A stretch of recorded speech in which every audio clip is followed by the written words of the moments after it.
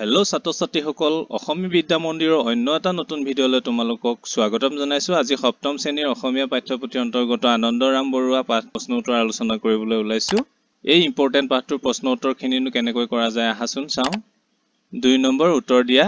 ক আনন্দৰাম বৰুৱাৰ জন্ম ক'ত হৈছিল? উত্তৰ আনন্দৰাম বৰুৱাৰ জন্ম হৈছিল উত্তৰ গুৱাহাটীৰ ৰজাদুৱাৰত। খ তেওঁৰ পিতৃ আৰু মাতৃৰ নাম কি আছিল? উত্তৰ তেওঁৰ পিতৃৰ নাম গৰ্গৰাম বৰুৱা আৰু মাতৃৰ নাম দুৰ্লভেশ্বৰী বৰুৱা।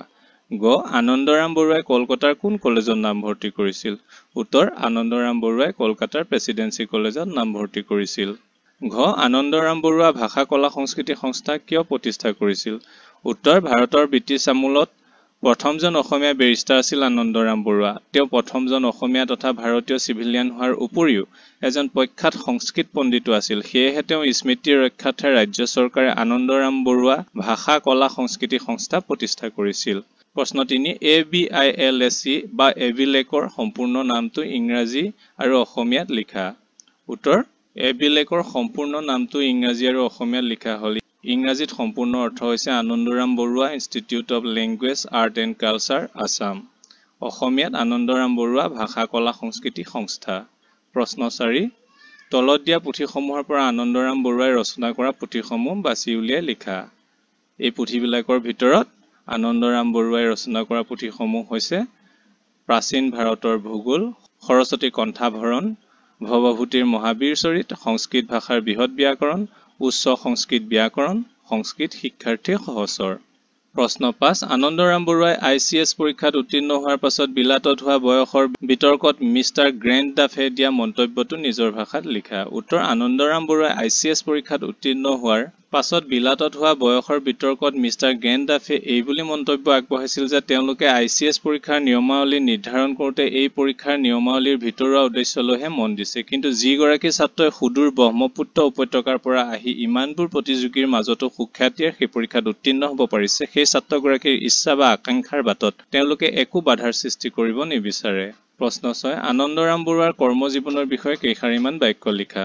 উত্তৰ আনন্দৰাম বৰুৱাৰ কৰ্মজীৱনৰ বিষয়ে কেইশাৰীমান বাক্য লিখা হ'ল।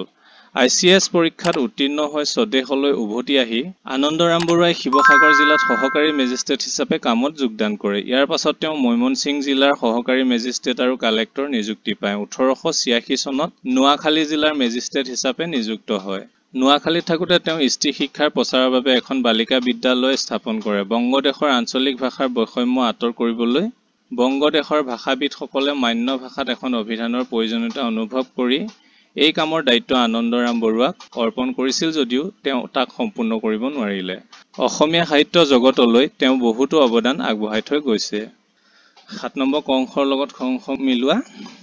উত্তৰ ক অংশ অধ্যাৱসায় নেৰানেপেৰাকৈ লাগি থকা কাৰ্য, মন্থন মথা বা ঘোটা কাৰ্য, সুখ্যাতি সুনাম বা যশস্যা, জাকত জিলিকা অতি শুৱনি বহুতৰ মাজত চকুত পৰা, অৱদান বৰঙণি বা অৰিহণা, সংকল্প কোনো কাম কৰিবলৈ দৃঢ় ইচ্ছা, অপ্ৰত্যাশিত আশা নকৰা, প্ৰতিযোগী প্ৰতিদ্বন্দ্বী, নিযুক্ত কামত লগোৱা কামত নিয়োগ কৰা, মনীষী জ্ঞানী।